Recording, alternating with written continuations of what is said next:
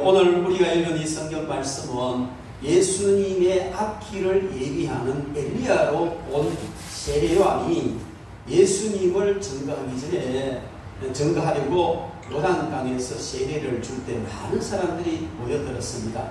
그럴 때 각각 여러 종류의 사람들에게 어떻게 할 것을 가르쳐 주면서 회개해라. 회개하지 않으면 도끼가 이미 나무불에 놓였으니 찍어 불에 던질 것이다 하고 회개의 세례를 외쳤고, 많은 이스라엘 백성들은 세례 요한에게 나와서 그 회개의 세례를 받았습니다. 그럴 때에 그 많은 사람들이 말라기 선지자가 나타난 이후에 400년 만에 위대한 선지자가 나타났기 때문에 이 세례 요한을 한 선지자로 보는 것이 아니고, 많은 사람들이 오늘 15절 말씀에 있는 것처럼 백성들이 바라고 기다림으로, 이 말은 백성들이 메시아를 간절히 바라고 기다렸다는 것이죠. 그래서 모든 사람들이 이 세례 요한을 혹 그리스도인가 신중해서 메시아가 아닌가 이렇게 생각했다는, 그만큼 세례 요한의 영향력은 크고 그의 메시지는 강렬했고 파장이 대단했던 것이죠. 그런데 세례 요한은 백성들이 이렇게 생각한다는 것을 알고 모든 사람에게 대답하여 이르되 나는 물론 너에게 세례를 베풀거니와 나보다 능력이 많으신 이가 오시는데 나는 그의 종들이 하는 신발끈을 풀어주고 매주는 이런 일을 하는 것조차도 감당할 수 없을 만큼 위대한 분이 오신다. 그분이 메시아다. 그런데 그분은 오셔서 성령과 불로 너에게 세례를 줄 것이다.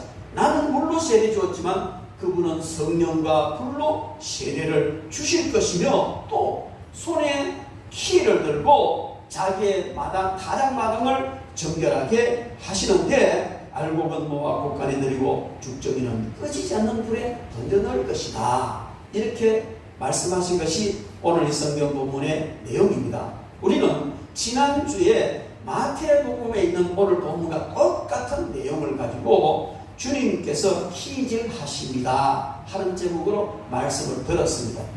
우리가 말하는 경상도는 침이라고 해요. 이를 까부리면은 죽정이 날아가고 알곡들은 어머니들이 잘해요. 저도 해보니까 그냥 알곡이고 죽정이 모집 다 날아가더라고요. 근데 이 우리가 하는 키는 이런 것인데, 유대인들 당시에 그 팔레스틴 지방 사는 키는 이 쇠고랑 같은 이런 게 생긴 건데 이걸 키라고 그래요. 그런데 바람이 불 때 이걸 곡식과 건물과 죽정이 한꺼번에 푹 찌어가지고 높이 던져버리면 바람이 확 불면은 건물과 죽정이는 상당하고 알곡만 떨어져. 이걸 계속하면 결국 죽정이는 다 나가고 알곡만 떨어지는 이 키, 주님께서 키를 들고 자기의 타작마당을 정하게 하는데, 타작마당에는 죽정이나 건물이 있으면 이건 정하지 못한 것이고 알곡만 속히 모여있는 것이 정하게 된 상태란 말이죠. 주님께서 그렇게 바람을 이용해서 키질하신다 하는 말씀을 지난주에 드렸습니다.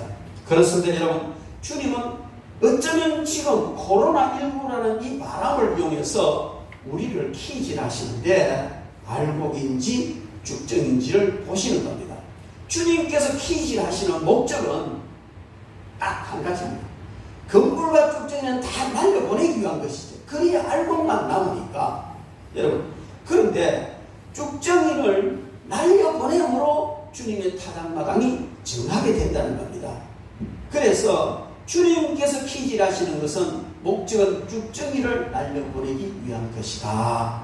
여러분, 이 키질은 주님께서 다시 오시는 그날에 대환란이라는 엄청난 폭풍이 불고, 여기는 정말 그 웬만해서는 다 날아갈 만한 그런 폭풍이 부는데 마지막 대키질을 하십니다. 그렇고 그때만 키질 하시는 것이 아니고 주님은 늘 키질을 하신다고 보는데, 왜냐하면 우리 모두 다 주님 다시 오시는 날까지 살 수 없을 거예요.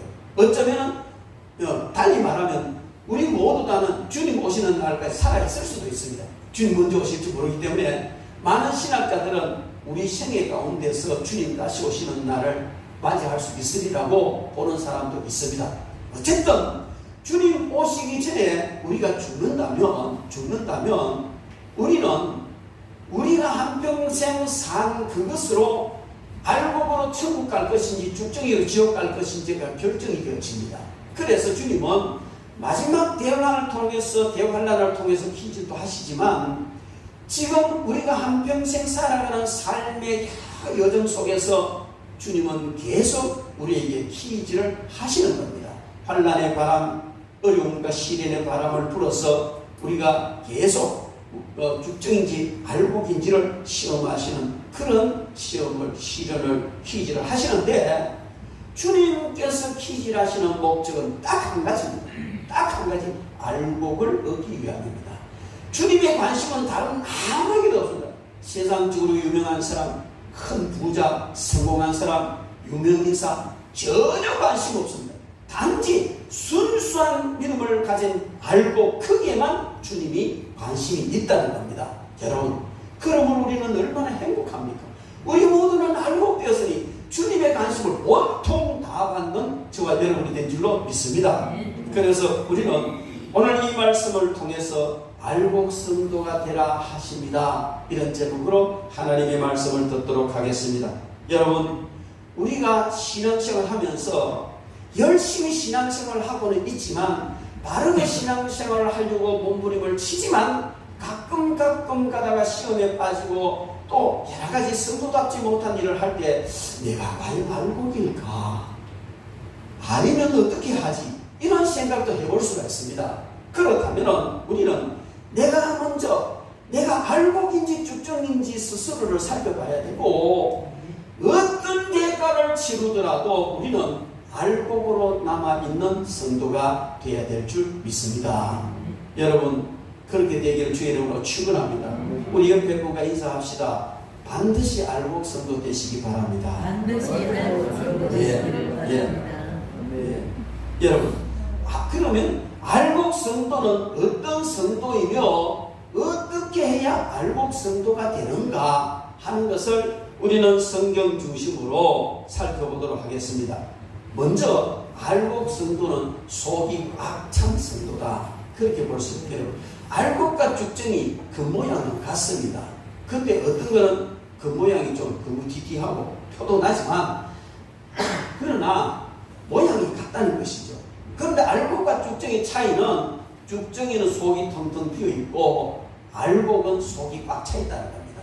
여러분, 여기에 속이 꽉 차 있다는 것은 무엇을 말합니까? 세상 지식과 세상 여러 가지 좋은 것, 명예 이런 것, 모든 좋은 훌륭한 인격 이런 것으로 꽉 채워져 있어도 주님은 그 사람을 너 지식으로 꽉 찼구나, 정말 좋은 인품으로 꽉 찼구나, 도덕적이고 윤리적인 그런 면에서 아주 충실하게 착하게 살았으니 너 정말 꽉 찬 사람이구나, 이렇게 말씀하시지 않는다는 겁니다.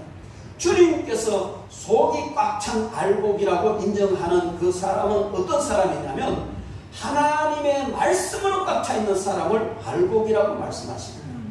하나님의 말씀으로 꽉 차 있고 삶 속에서 하나님의 말씀을 순종하고 말씀을 실행하는 삶으로 꽉 찬 사람을 주님은 알곡이라고 말씀하십니다. 그리고 또 주님은 성령으로 충만한 사람을 알곡이라고 말씀을 하십니다. 우리가 살아갈 때 성령으로 우리가 꽉 채워져야만이, 충만해져야만이 알곡 성도가 되는 줄로 믿습니다. 여러분, 알곡 성도는 속이 말씀으로 꽉 채워진 자입니다. 세상 것 아무리 채워져도 주님은 그 사람을 꽉 채워진 알곡이라 하지 않고 텅 빈 자라, 그렇게 말씀이 없다면 세상 것 아무리 채워졌어도 그를 향하여 텅 빈 죽정이라, 이렇게 말씀을 하십니다. 20세기에 가장 위대한 작가 중에 한 사람인 해밍웨이라는 사람, 우리가 너무나 잘 알잖아요. 그의 작품 읽어갖고 대단한 거 아닙니까? 그런데 그는 신실한 크리스찬이었습니다. 그리고 그의 할아버지는 전도자 무디와 아주 절친한 사이였다는 겁니다. 뿐만 아니고 그의 아버지는 선교사의 비전을 가지고 신앙생활을 했던 사람이고 그의 어머니는 얼마나 독실한 크리스찬이었는지 모릅니다. 그런데 헤밍웨이가 점점 명성을 얻고 노벨상을 받고 이렇게 되니까 그만 세상 것으로 그냥 늘 종기한 자가 되고 이렇게 되다 보니까 점점 신앙에서 멀어졌습니다. 신앙을 잃어가는 것입니다. 그래서 그의 어머니가요, 헤밍웨이에게 얼마나 간곡하게, 어떤 때는 강력하게, 어떤 때는 간절하게 그러면 안 된다, 신앙을 회복해야 된다고 간절히 부탁을 했습니다. 강구했습니다. 그럴 때마다 헤밍웨이는 어머니 나 예수 믿어요, 그렇게 대충 넘어갔다는 것이죠. 그런데 그렇게 살다가 결국 그는 마지막에 하나님 없이 말씀 떠나 살다가 모든 것을 다 가진 것 같았지만은 그는 공허하고 희망에서 1961년 그는 총으로 자살하고 말았습니다. 여러분, 그가 죽기 전에 이런 글을 남겼다는 것입니다. 나는 필라멘트가 끊어진 텅 빈 전구처럼 공허하다. 그렇게 위대하고 많은 것을 가진 그가 마치 필라멘트가 끊어져 버리고 빛도 낼 수 있는 그런 전구처럼 나는 내 머리는 내 생애는 공허하다. 그리고는 총으로 자살해버리고 말았습니다. 무엇을 이야기하고 있습니까? 말씀이 없다면, 하나님과의 관계가 끊어졌다면 그가 아무리 세상적으로 위대한 것을 가졌다 해도 역시 그는 공허한 빈 껍질에 불과하다는 것입니다. 하나님의 말씀으로 채워지지 못한 성도는 스스로 빈 껍질임을 느낄 수 있게 되고, 그래서 비참한 결과를 자이든 타이든 맞이하게 된다는 것입니다. 그러므로 여러분, 우리가 알곡 성도라면 내가 알곡 성도냐 아니냐는 하나님의 말씀으로 채워졌느냐, 내 삶이 하나님의 말씀으로 사라져가고 있는가 하는 것을 살펴봐야 되고, 그렇지 못하다는 생각이 들면 우리는 위기의식을 느끼고 하나님의 말씀을 채워야 합니다. 그리고 말씀대로 살기 위하여 몸부림을 쳐야 되는 겁니다. 이것이 알곡되는 비결이고 알곡의 삶인 줄로 믿습니다. 그리고 알곡 성도는 또 성령과 불로 세례를 받은 자라, 그렇게 볼 수가 있습니다. 성도가 아무리 말씀으로 채워졌다 할지라도 지식적인 말씀으로만 채워져 있으면 실행 능력이 없고 오히려 바리새인처럼 되어질 수밖에 없는 경우도 있습니다. 그래서 말씀으로 채워진 그가 반드시 성령과 불로 세례를 받아야 되는 겁니다. 오늘 본문 말씀을 통해서 주님께서 우리 두 가지의 하시는 일을, 여러 가지 주님이 하셨지만 그 중에 주님이 하신 두 가지 일을 소개를 하고 있습니다. 첫 번째가 성령과 불로 세례를 주시는 것이고, 두 번째가 키를 들고 당신의 타작마당을 정결하게 하는 이 두 가지 사역인데, 이 두 가지 사역이 별개냐? 저는 그렇지 않다고 봅니다. 이건 연결되어 있는 문제예요. 무슨 말이냐면 주님으로부터 성령과 불로 세례를 받은 자는 알곡이 된다는 겁니다. 주님이 키질을 하시는데 성령과 불로 세례를 받은 자는 알곡되지만 성령과 불로 세례를 받지 못한 자는 쭉정이로 날아갈 가능성이 많다는 것입니다. 그래서 우리가 세상에서 알곡이냐 쭉정이냐를 판단하는 것은 내가 성령과 불로, 즉 성령의 불세례를 받았느냐 아니냐 하는 문제입니다. 다시 말씀드리면 내 삶이 성령으로 충만한 삶이냐 그렇지 않느냐 하는 이 문제라는 것이죠. 아무리 말씀을 많이 알아도 우리가 성령으로 충만하지 못하다면 이 사람은 형식적이고 외식적인 사람이 될 수밖에 없습니다. 지난주에 말씀드린 바대로 바리새인과 사두개인들은 말씀대로 철저히 산다고 하면서 엄청나게 말씀을 연구하고, 이 바리새인들은 서기관과 하나가 되어서 말씀 중심의 삶을 산다고 했지만 실질적으로는 사랑 없고 은혜 없는 형식적인 껍질만 가지고 있는 자다. 사두개인들은 제사장의 후손으로서 제사의식이나 이런 모든 예식을 다 주장하는 그런 자였지만 그들도 역시 형식만, 예배 형식만 가진 껍질은 알맹이 없는 그런 제사를 주관하는 사람들이었습니다. 그래서 이들을 향하여 세례하는 독사의 자식들아 이렇게 꾸짖었어요. 주님도 그렇게 꾸짖었어요. 이 말은 바로 그들이 쭉정이로서 불타 없어질 수밖에 없다는 것입니다. 그들이 세례요한에게 나와서 세례를 받고 주님을 영접하고 주님의 말씀을 믿었으면 그런 알곡이 되었을 것입니다. 그러나 제사장과 바리새인들이 나중에 주님께 어떻게 합니까? 많은 제사장과 많은 바리새인들이 예수님을 십자가에 못 박으라고, 십자가에 못 박으라고 그렇게 외치는 것은 그들이 진정한 회개를 하지 못했으며 형식과 예식을 따라 살아가다가 보니까 주님이 진정한 메시아처럼 보여지지 않아서 십자가에 못 박으라 했고, 그들의 아우성을 듣고 본디오 빌라도는 예수님을 십자가에 못 박도록 내주었다는 것입니다. 여러분, 우리는 오늘 이런 말씀과 배경을 통해서 알곡 성도라는 것은 속사람이 강건한 성도인데, 그 속사람이 강건하려면 성령과 불로 세례를 받아야 된다. 즉 성령의 불세례를 받아야 된다는 겁니다. 여러분, 이 문제는 받아도 되고 안 받아도 되는 것이 아니고 정말 중요한 문제입니다. 여러분 모두가 성령으로 불세례를 받으시기를 바랍니다. 여러분, 성경 역사를 보면요, 성령의 불세례를 받고 성령으로 충만한 사람이 위대한 역사를 일으켰습니다. 하나님을, 예수님을 믿는 자를 잡아 죽이는 그 사울이라는 청년이 성령께 온전히 사로잡혀서 위대한 사도가 되었습니다. 다윗은 왕으로서 가장 존경받는, 유대인들에게 가장 존경받는 왕이 다윗입니다. 그래서 저도요, 성경에 많은 인물이 있지만 다윗은 너무너무 좋아요. 너무너무 본받고 싶은 분이 다윗 아니에요. 그는 너무나 왕이었지만 선지자였고 그 영성이 얼마나 깊은지 시편 거의 3분의 2 이상 다윗이 다 지었잖아요. 하나님과의 교통이고, 그가 수금을 켤 때 악기가 쫓겨서 나오고, 그의 영성은 이루 말할 수가 없었습니다. 그래서 그는 죄를 짓고 난 뒤에 가장 간절하게 주님 앞에 간구했던 것이, 하나님이여 나에게 정한 마음을 창조하시고 주의 성실을 내게서 거두어 가지 마십시오. 이렇게 부르짖었습니다. 물론 성령께서 이 땅에 공식적으로 오시기 전이기 때문에 오셨다가 가셨다 하는 그런 상황이기 때문에 그런 기도를 할 수가 있습니다. 그러나 오순절 성령께서 이 땅에 공식적으로 오신 이유는 우리 속에 내주에 계시면서 늘 함께 하십니다. 그러나 우리 속에 내주에 계시는 성령님의 역사로 말미암아 우리가 중생하고 하나님의 자녀가 되고 천국에 갈 수는 있습니다. 그러나 정말 알곡 성도로서 힘있게 살아가려면 성령의 세례를 받아야 됩니다. 여러분, 성령의 세례 받으시기 바랍니다. 성령의 세례 받았으면 계속해서 성령 충만하시기 바랍니다. 성령 충만하지 못한 성도는 쭉정이가 되기 쉬운 성도고, 성령으로 충만한 성도는 확실한 알곡 성도라는 것을 우리가 인식해야 된다.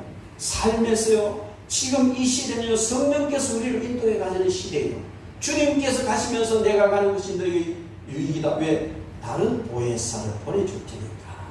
그분이 성령님이십니다.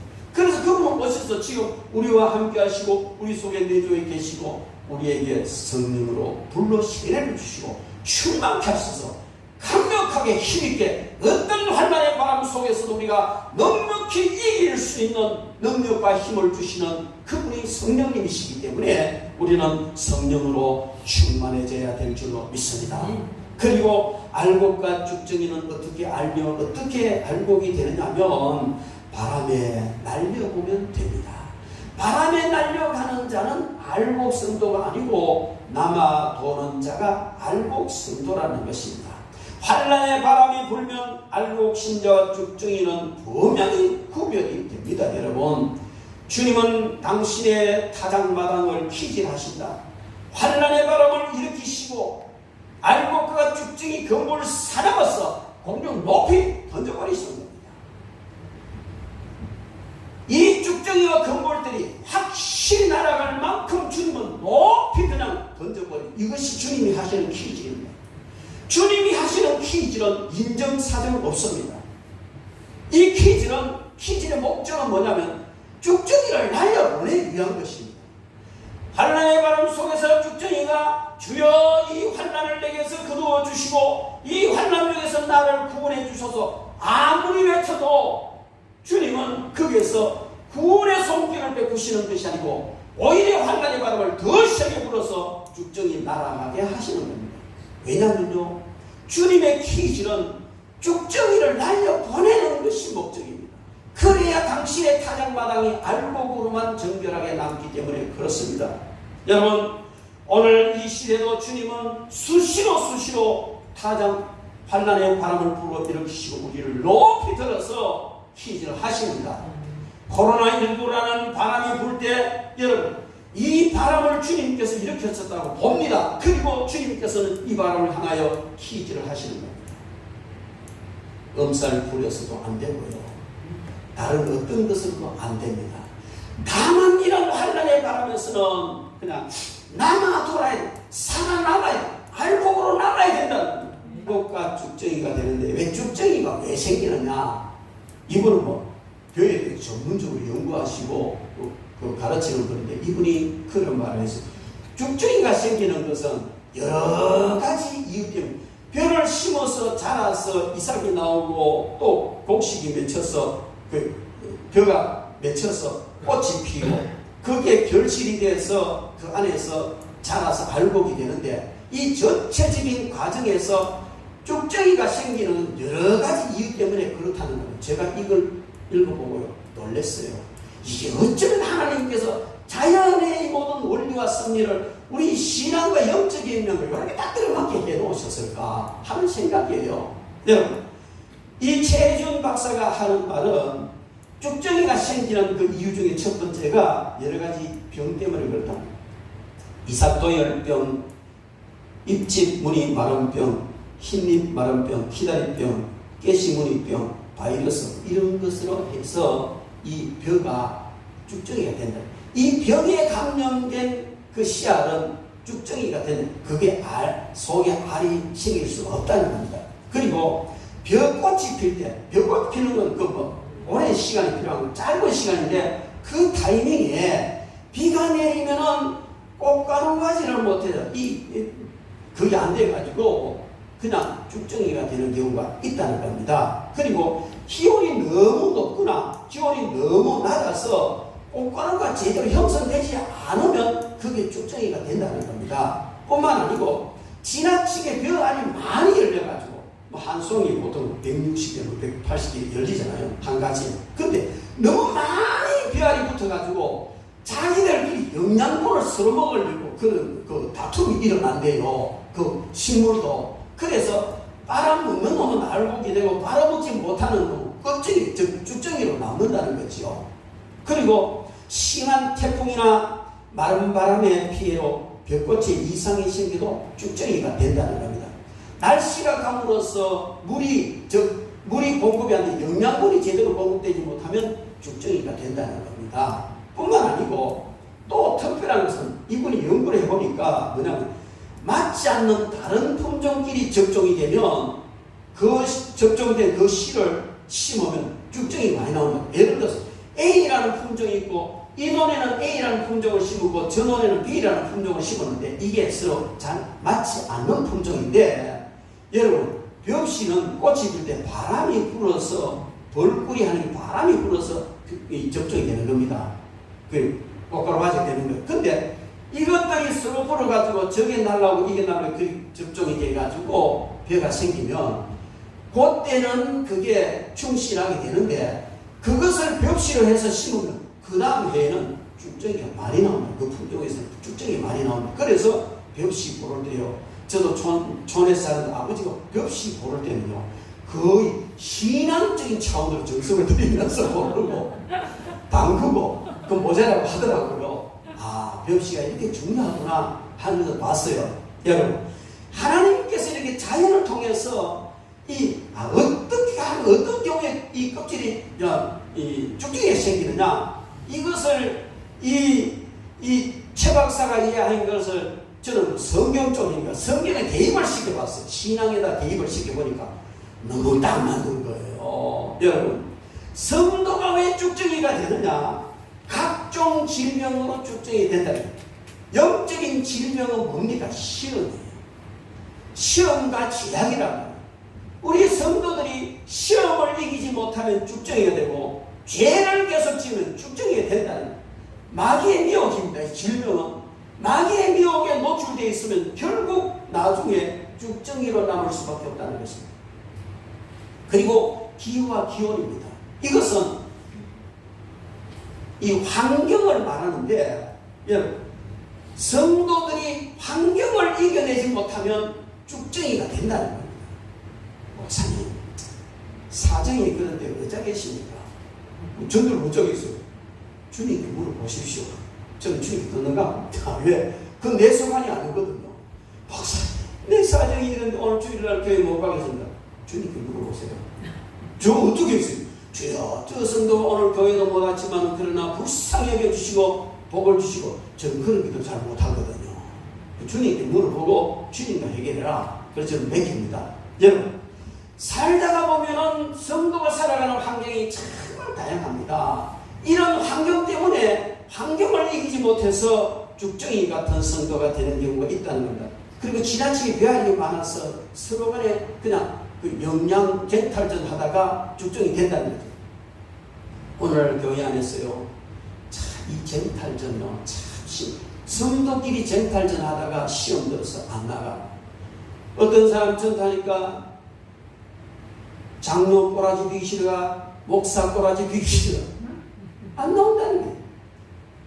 그래도 나오셔야죠. 주님 보고 나오셔야죠. 내가 이렇게 말을 하지만은 이 꼬라지가 문제야. 속으로. 안 그래요? 왜 다 견디는데 지는 못 견뎌?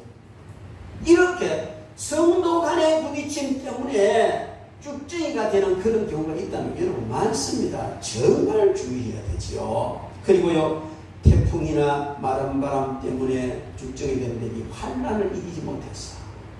살다 보면 어려움이 당하요. 그런데 이런 환난을 이기지 못하고 그만 신앙을 포기해버리고, 뭐 돈띠 있다, 뭐 사고 났다, 뭐 의대했다, 병 났다, 뭐 망했다.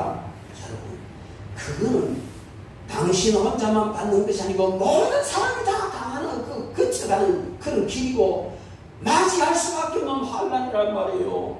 그것 때문에 왜 주님을 버립니까? 왜 주님을 버립니까? 왜 신앙에서 떠나느냐는 것이죠. 뿐만 아니고 태풍이나 이런 마른 바람, 환난 이런 것은요, 자신의 죄로 인해서 오는 환난이 있습니다. 이 환난이 오는 이유가요, 몇 가지 있어요. 먼저 자신의 죄 때문에 오는 환난이 있어요. 이런 환난은요, 철저히 회개해야 없어져요. 다윗이 왕국을 세우는데 엄청나게 번성했습니다. 그러니까 자만심이 생겼어요. 자기가 잘해서 그렇습니까? 아닙니다. 전적으로 하나님이 그를 도와주시고 높여주셨기 때문에 그런 멋진 왕국이 생겼는데, 교만한 마음이 다 들어가니까 부하한테 어떻게, 야, 우리나라 인구 조사해봐라. 내 밑에 군사가 이렇게 많고 백성이 이렇게 많았는데 내 잘했잖냐, 조사 한번 해봐라. 그럴 때 부하가, 왕이여, 하나님께서 이렇게 복을 주셨고 앞으로 더 강성하게 하실 텐데 그거 하지 마세요. 시끄러워 하라면 해. 그러니까 한 거예요. 하나님께서 그 교만을 보시고요, 징계를 내리시잖아요. 저절하게 지금 몽둥이 세계를 나누고 어느 걸로 맞아야 돼. 네가 선택을 해. 몽둥이 선택했는데 결국 다윗은요, 온역을 선택했어요. 7일간 온역이라는 그런 면을 선택을 했는데요, 전국에 사람들이 온역으로 질병으로 죽어지는데 다윗이요, 하나님, 죄는 제가 짓는데 왜 이 백성들이 망합니까? 울고 얘기하니까 하나님께서 용서해 주셨어요. 며칠 만에 끝내고 아라우나 타작마다의 제사를 지니라 하고는 거두어 주셨습니다. 여러분, 우리가 환난을 만나는 것은 우연히 오는 것이 아니고 나의 잘못을 하나님께서 징계하시고 깨닫게 하시기 위해서 환난을 보내십니다. 이럴 땐 딴소리하면 안 돼요. 하나님은 왜 내가 환난을 이렇게 하면 안 돼요. 더 맞아요. 그럴 때는요, 바짝 엎드려서 하나님, 제가 잘못했습니다. 용서해 주십시오 할 때 하나님은 긍휼을 베푸시고 그 징계의 처리를 거두신다는 겁니다. 그리고 하나님께서 우리에게 환난을 주실 때에 연단시키기 위해서 주십니다.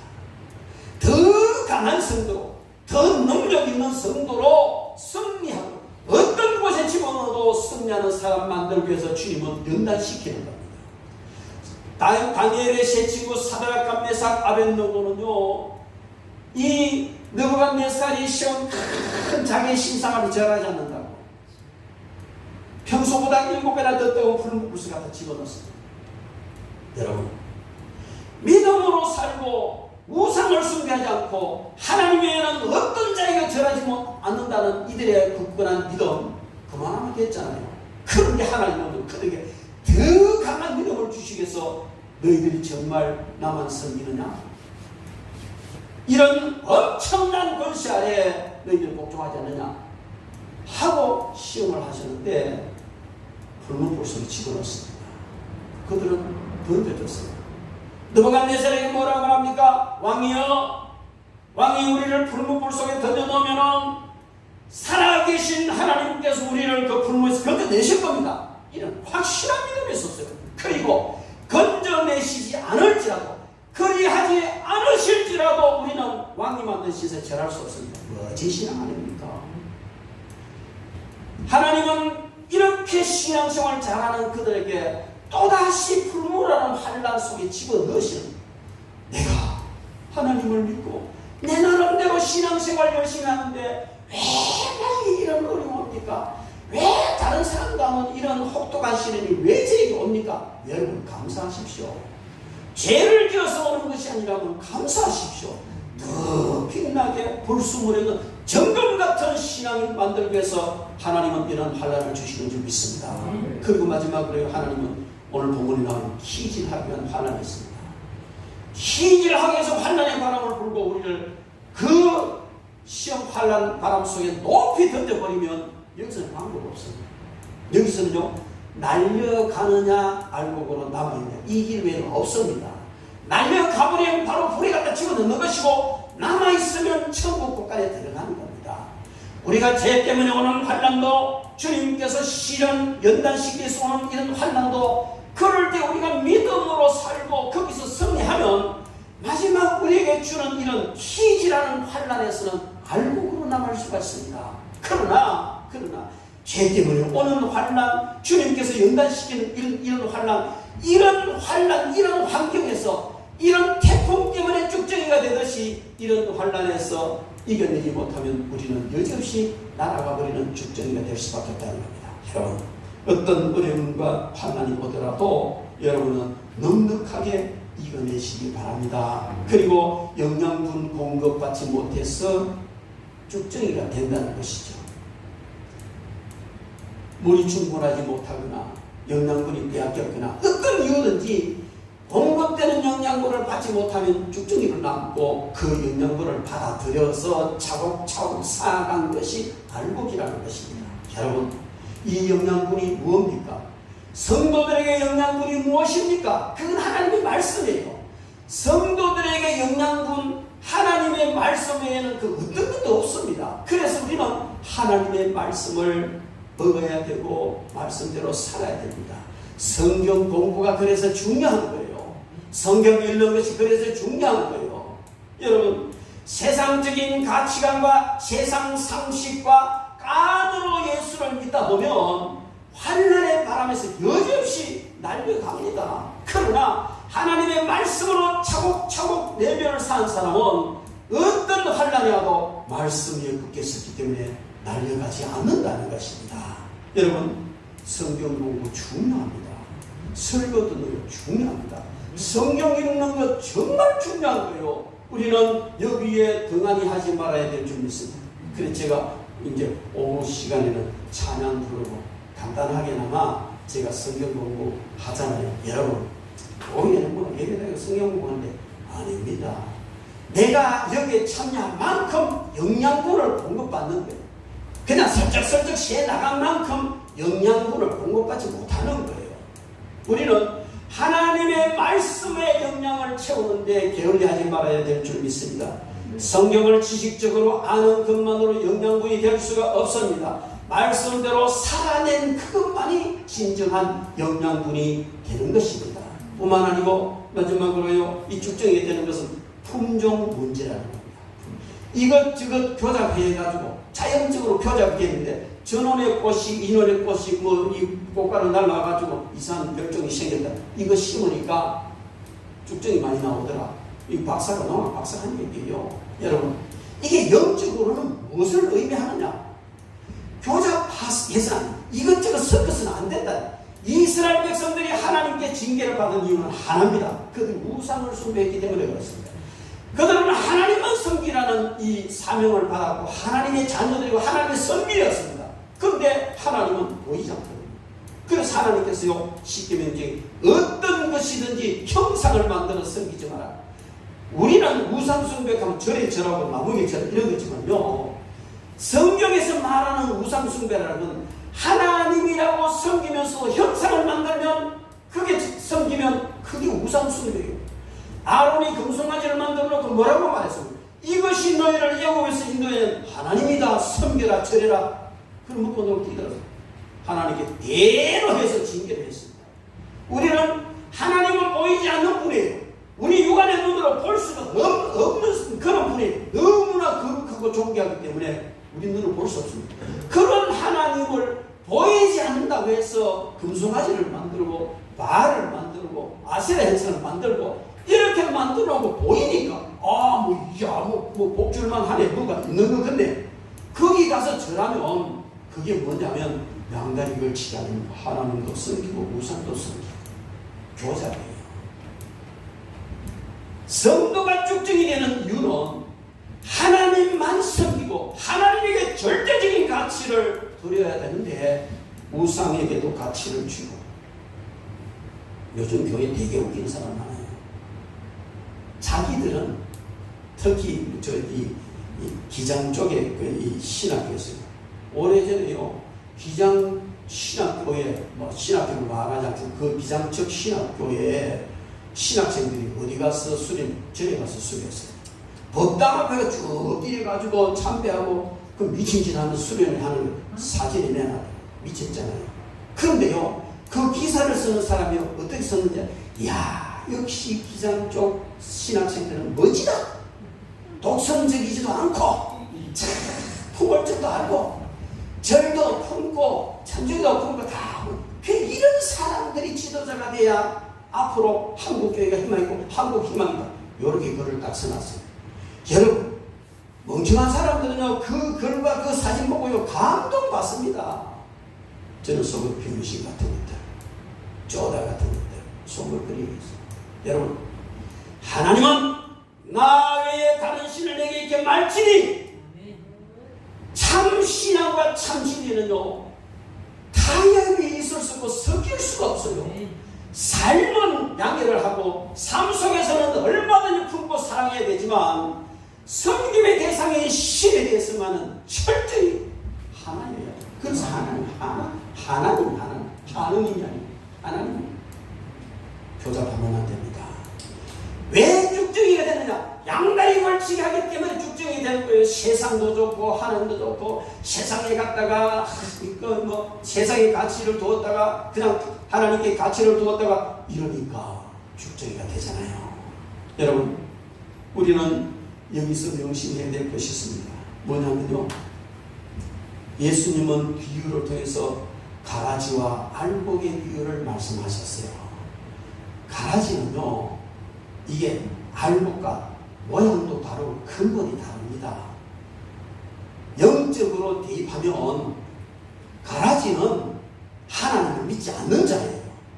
그리고 가라지를 뿌린 자도 마귀라고 주님 분명히 말씀하셨어요. 그들은 근본도 다르고 종자도 다르고 다 틀리다고요. 그래서 하나님의 백성이 아닙니다. 그들은 불에 태워버릴 수밖에 없는 가라지 종자부터 틀려요. 완전히 근본도 사탄으로부터 온 거예요. 그런데 알곡과 쭉정이는 다르다는 겁니다. 알곡과 쭉정이는요, 같은 뿌리에서 나왔어요. 같은 줄기에서 나왔고 같은 이삭에 달렸고 모양도 같고 똑같아요. 같이 살아가고 있어요. 어우러져 살아가고 있어요. 그런데 분명히 하나는 쭉정이고 하나는 알곡이라는 것입니다. 여러분, 우리는 이것을 잘 생각해야 됩니다. 오늘 이 시대에 우리가 살아가면서 알곡이냐 쭉정이냐 이런 여러 가지를 생각하는데, 여러분, 교회 안에요 다 같이 다 같이 예수를 믿고요. 목사도 되고 장로도 되고 권사도 집사도 되고 같이 찬양하고 같이 예배도 다 해요. 다 한다니까요. 그런데 마지막 심판날에 아니면 우리가 주님 앞에 서기 전에 주님께서 기지할 때는요. 날아갈 자가 죽게 했다는 겁니다. 심각한 문제예요. 심각합니다. 여러분 똑같은 교회에 나오고 똑같은 말씀 듣고 똑같은 목사에게서 똑같은 설교를 듣고 똑같이 섬기고 다 똑같이 있어요. 마치 알곡과 쭉쟁이가 뿌리, 줄기, 가지 다 똑같지만 달라진 것처럼 똑같은데 희질해보니까 날아가더라는 것이죠. 이것은 무엇을 의미하고 있습니까? 우리가 알곡이 되어야 된다는 겁니다. 다 같은 환경 속에 있지만 어떤 자는 죽정이고 어떤 자는 알곡이 되는 것은 전적으로 본인의 문제라는 겁니다. 누구 탓하지 말라는 거예요. 야, 목사님만 설교를 그래 해가지고 그래 하는 그 설교 듣고 어려워갖고 능력받는 사람도 있는데 그러지 말라는 거예요. 교회 분위기가 그래. 그 분위기 속에서도 펄펄 나는 사람이 있어요. 교회가 그래가지고 그 교회에서 1등 성도, 위대한 성도 나옵니다. 다 같은 환경이에요. 다 같은 환경인데 왜 알곡과 죽정이가 구별되냐? 그건 전적으로 자기 자신의 문제입니다. 여러분, 이건 우리가 새겨들어야 돼요. 주님께서 기진하실 때 쭉정이로 날아간 사람은요 아무런 변명을 할 수가 없습니다. 왜? 모두가 다 자기 탓이기 때문에 재력이나 체질이나 성향이나 모든 것을 같이 갖춘 사람이라면 누가 얼마나 처절한 훈련을 했느냐 거기에 따라서 메달이냐 그냥 떨어지느냐 결정되잖아요. 우리는 하나님께서 우리 공평하게 주셨어요. 똑같이 그 사람에게 맡겨 주셨다고요. 그런데 이것을 가지고 얼마나 처절하게 신앙 훈련을 했느냐, 삶 속에서 얼마나 나를 죽이고 주님을 바라보며 어떤 환난과 바람 속에서도 주님을 바라보면서 내가 영적 훈련을 했느냐, 여기에 따라서 알곡과 죽쟁이가 결정되는 전적으로 나의 학위에 달려있다는 사실을 우리는 알아야 할 것입니다. 신앙생활 잘하는 목사인 줄 알았는데, 장로인 줄 알았는데, 권사고 집사인 줄 알았는데 어느 날 신천지 떡가가 있는 거야. 병신 같은 목사 6명이요 유튜브에 나왔는데 우리가 그동안에 왜 신천지를 오해했고 와보니까 신천지가 정말로 신천지로 나가요. 병신들아 싶고 목사들이 그래요. 성명서 6명이 발표하는 거 신천지에서 찍어가 내놨더라고요. 신앙생활 잘하는 장로인 줄 알았는데 그 사람이 어느 날 신천지에 가 앉아있어. 여러분 중에 혹시 그런 사람이 있을지도 몰라요. 여러분 신천지는 자기들이 추수꾼이에요. 그래서 절대로 안 믿는 사람 전도 안 한다. 교회를 타작마당이라고 말하고 교회에 들어와서 추수를 한다는 거예요. 그래서 교인 빼가가지고 자기 교인들을 만들어가지고 추수했다 이렇게 이야기를 합니다. 여러분 저는 그 말에 100% 동의합니다. 100% 맞다. 신천지는 추수꾼이다. 교회는 바로 타작마당이다. 그리고 그들은 추수꾼이니까 타작마당인 교회에 와서 추수꾼으로서 역할을 하는 것 지극히 옳다. 그런데요 결론은 뭔지 아세요? 그들은 알곡이라고 뽑아가는데 전부 쭉쭉이만 갖고 가거든요. 맞아요. 그 사람들 말대로 교회는 타작마당이고 자기들 추수꾼 맞아요. 근데 자기들은 여기 와서 알곡 뽑아가는 줄 알고 다 뽑아갔는데 갖다 놔도 전부 쭉쭉이야. 알곡은 하나도 다 남아있어요. 환란의 바람 불면요, 이단의 바람 불면요, 쭉쭉이는 다 딸려가게 돼 있어요. 남는 건 뭐예요? 알곡뿐이라고요. 여러분 신천지나 지금 이단에가 빠져있는 사람 돌이켜서 돌아오지 않는 한 100% 지옥 갑니다. 100% 지옥 간다. 무슨 핑계가 있습니까? 왜 그런지 아세요? 예수님께서 그리스도는 메시아는 예수님 한 분이라고 하는데 이만희가 자기가 성령이래.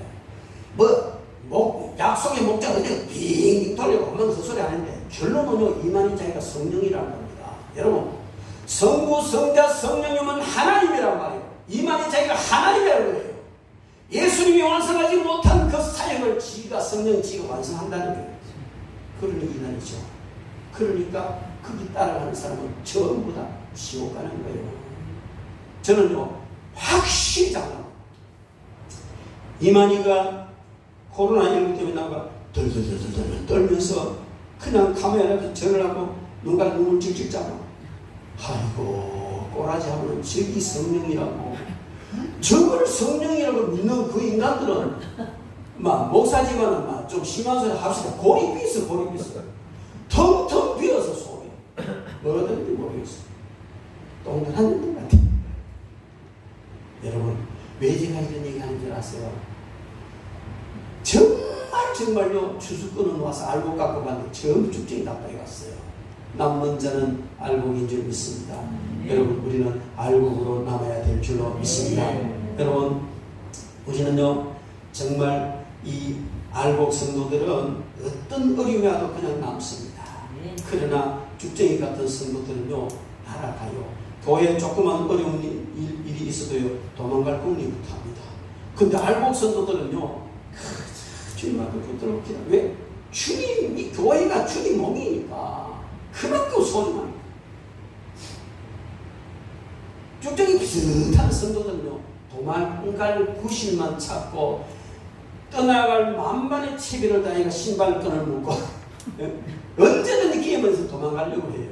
근데요 알곡 성도들은 안 그래요. 주님 몸을 지키고 헌신하고 충성하는 거예요.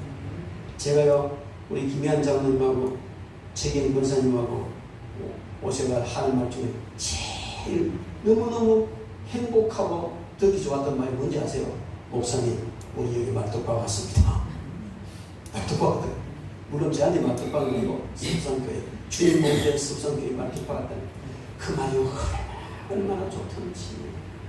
그러면 다른 분들은 목사님 김 장로님하고 최 권사님하고 말뚝박은 줄 아세요? 나도 말뚝박 같습니다. 할렐루야. 저 그걸 믿습니다. 아멘. 여러분들 다 말뚝박은 줄 믿습니다. 네. 우리 옆에 보고 인사합시다. 우리는 말뚝박입니다. 한국 성도는 주님이 몸 붙들고요 거기서 이겨내는 거예요. 쭉정이는 날아가 버립니다. 여러분 철이 철을 단련시키고 독이 독을 해독시킵니다. 주님께서 환난을 내보내셔서 그 환난으로 말미암아서 우리가 환난을 이기도록 하시는 것이 주님의 방법인 줄 믿습니다.